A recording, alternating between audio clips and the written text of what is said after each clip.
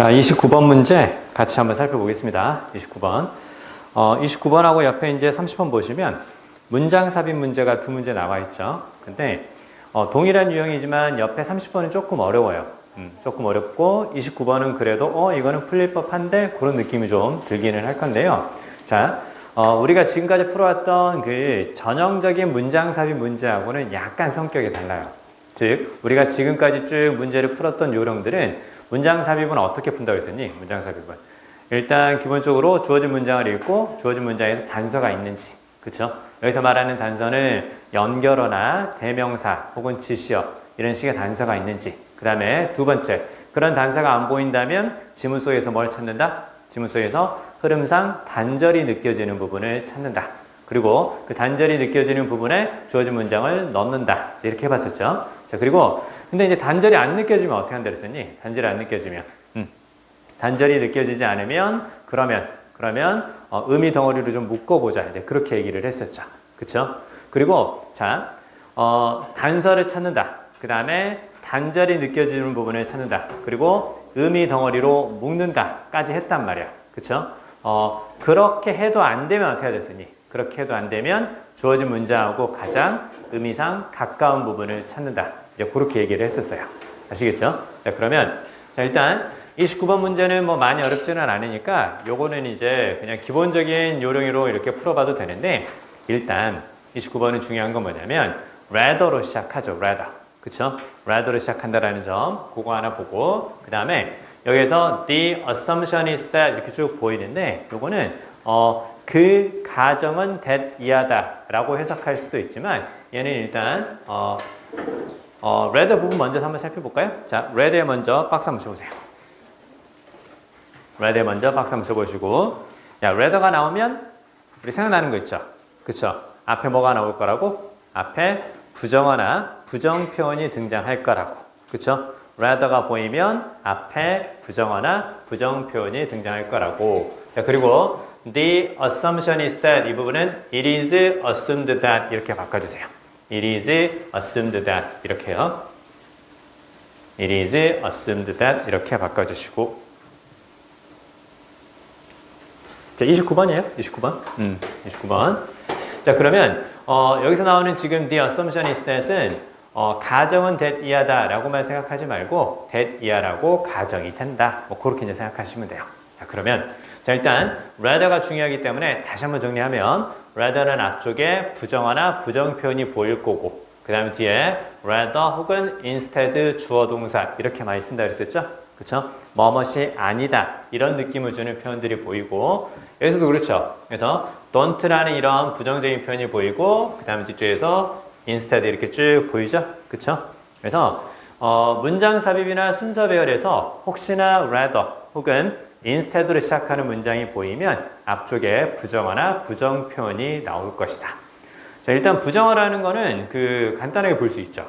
그쵸? 부정어는 뭐가 있겠냐? 여기 있는 것처럼 뭐 not이나 no나 never, 뭐 little, rarely, 뭐 scarcely, hardly 이런 표현들이 있겠죠. 그 다음에 부정 표현이라는 건 뭐냐면 일단 기본적으로 나쁘다, 틀렸다, 그 다음에 바람직하지 못하다 이런 식의 부정적 느낌을 주는 표현들까지 이렇게 이제 같이 보셔야 돼요. 자, 그러면 자, 이걸 가지고 일단은 풀어볼 수는 있는데 예문은 뭐 충분히 이해되시죠? 그쵸? 자, 이거는 이제 이 정도만 이렇게 살펴보면 되고요.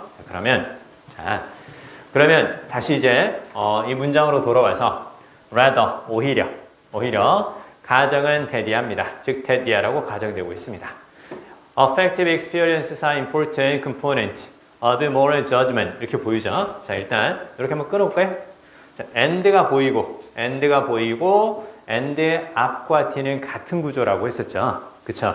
그러면 and 뒤에 보이는 that은 앞쪽의 that과 같은 역할을 한다는 거 볼 수 있겠죠. 그쵸? 그러면 첫 번째 내용이 요거고, 그 다음에 두 번째 내용이 요거다. 즉, 가정하는 내용이 두 가지란 얘기겠죠. 그쵸? 가정은 첫 번째 대디하다. 그리고 또 and 대디하다. 그래서 가정이 이제 두 가지가 보이는데, 최근에 이제 요 단어도 많이 등장을 하는데, 여기 나오는 affective 보이죠? affective는 그냥 무엇과 비슷한 의미니? affective는 emotional과도 비슷하죠. 그쵸? 정서적인 이렇게 되는 건데, 한번 대강의 내용만 훑고 넘어가는 거예요. 자, 그러면 정서적인 경험은 중요한 구성 요소입니다. 도덕적 판단에. 그렇죠? 도덕적으로 판단을 할 때 정서적인 면도 중요하다고.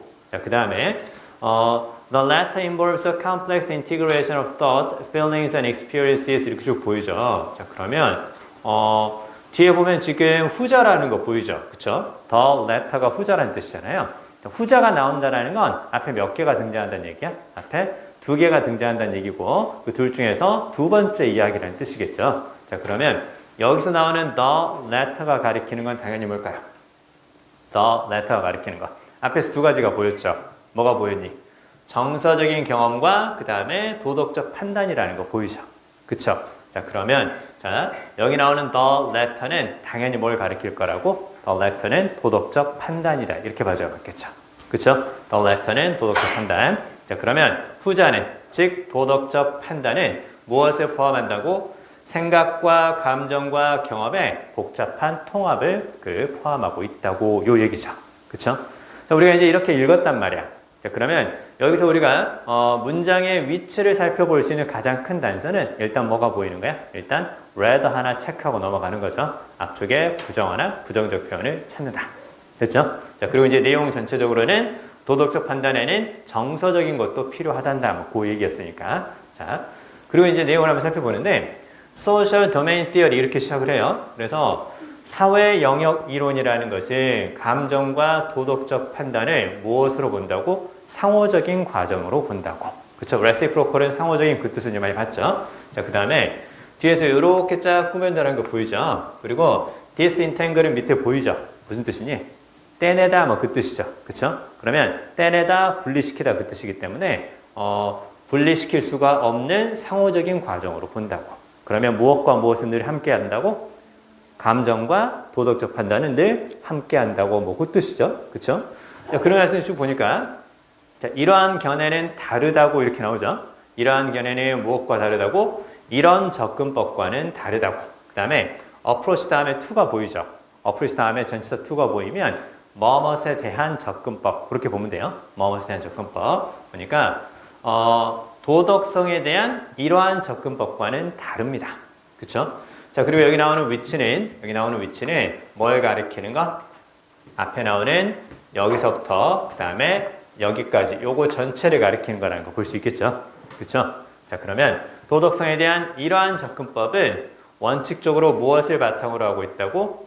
성인에 대한 그 연구를 바탕으로 하고 있고 그 다음에 give priority to니까 무슨 말이니?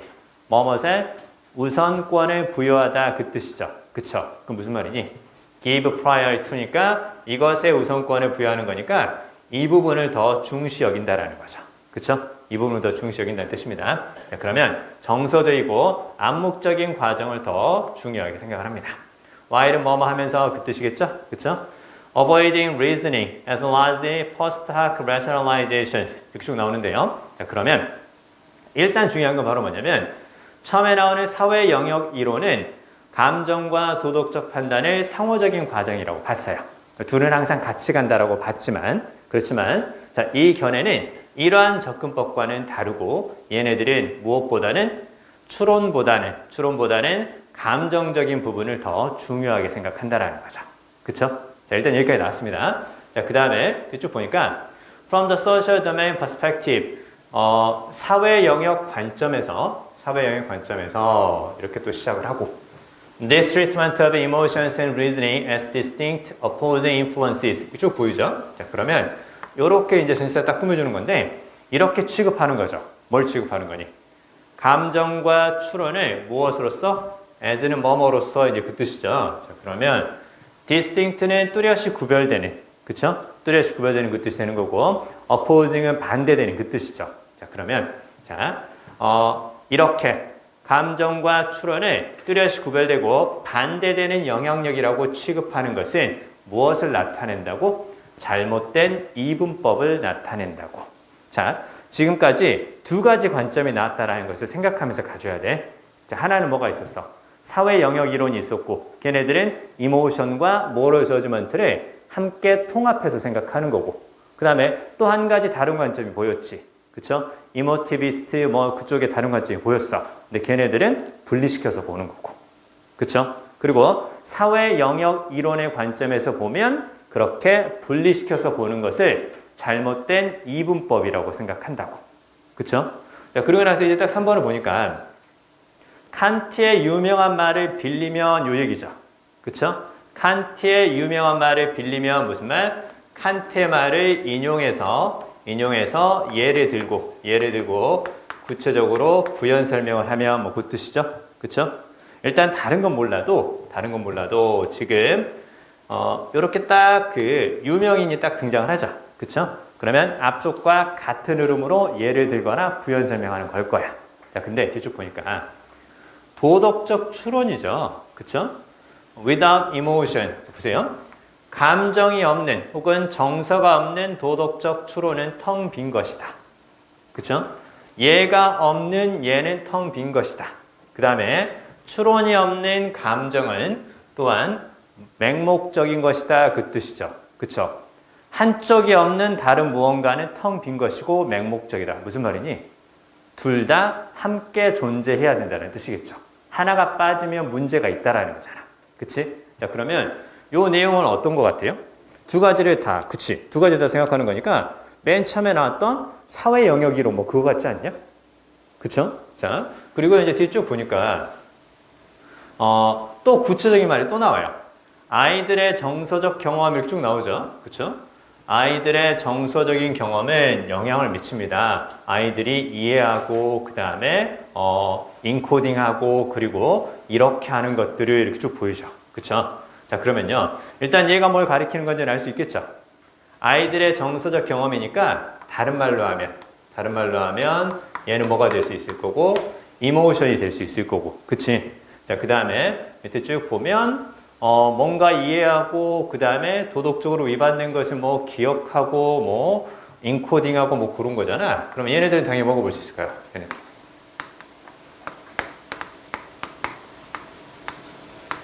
이렇게 볼 수 있겠죠.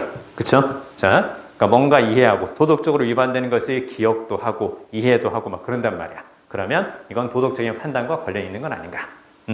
아이들의 것을 좀 더 구체적으로 예를 들어서 이제 이야기를 해준 거죠. 그쵸? 자, 그러면 일단은, 자, 보세요. 우리가 지금, 문장삽입 문제를 푸는데 뭘 찾아야 돼? 단절을 찾거나, 그쵸? 아니면 뭐, 명시적인 단서, 지시어나 연결어 이런 것들을 찾거나 뭐 그렇게 해줘야 되는데 잘 안 보이죠.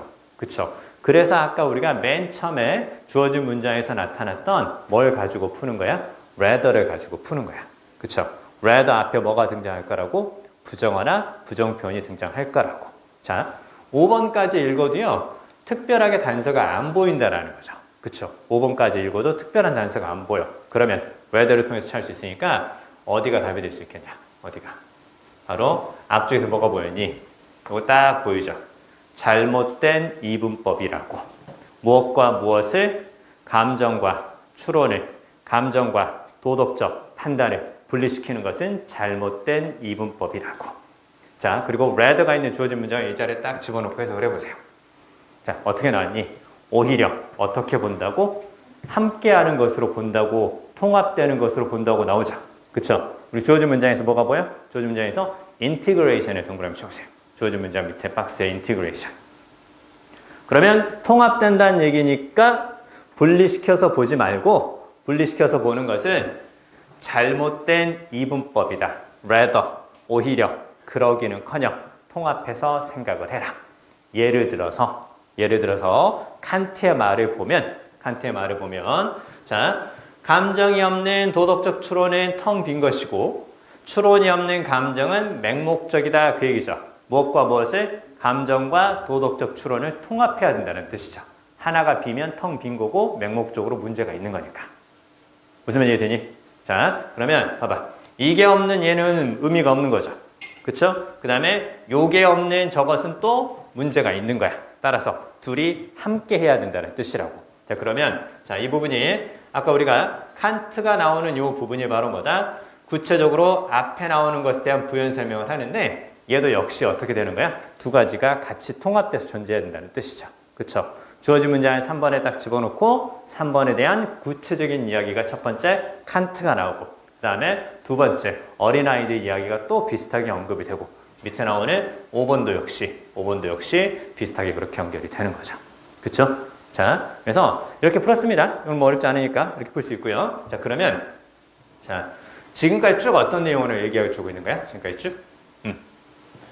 자, 결국 이제 우리가 제목 문제를 다시 한번 보면 결국은 감정과 도덕적 판단은 함께 존재하는 거다 그 얘기였죠? 그쵸? 바꿔보면 어떻게 되는 거니?